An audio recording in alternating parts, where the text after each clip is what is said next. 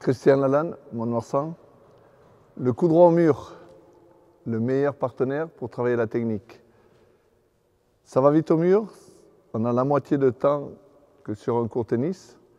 Donc on va couper le geste en deux, on va supprimer cette préparation, la prise d'élan, le moteur, et on va s'intéresser à la frappe en elle-même. Qui partira de la mise à niveau, la frappe, fin de geste.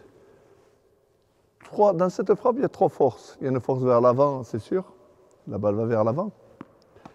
Elle va vers le haut, puisqu'on va lifter, on va mettre du lift. Et la troisième force, celle qui m'intéresse, c'est cette force vers l'extérieur.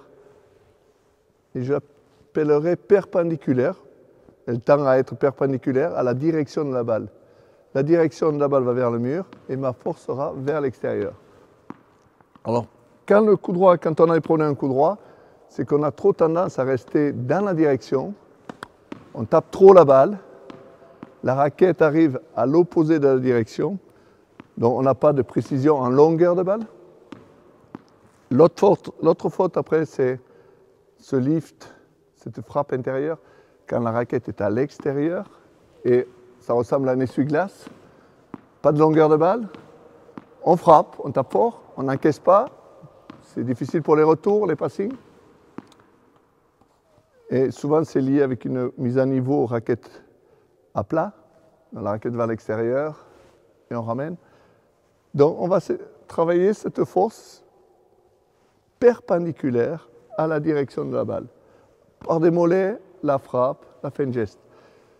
Lorsque la balle arrive, je vais chercher à couper cette direction de la balle juste avant l'impact.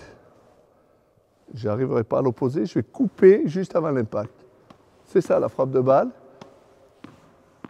Avec ça, on aura une bonne régularité.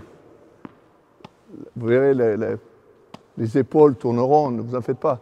Au début, on aura tendance un peu à tout bloquer. Mais déjà, ça c'est juste, ça m'intéresse. Le coup droit est abîmé quand les épaules passent trop vite de face et qu'on ramène. Donc il faut tout regainer, il faut tenir les épaules.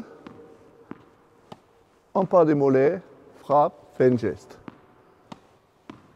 L'impact est sur le devant mais à côté.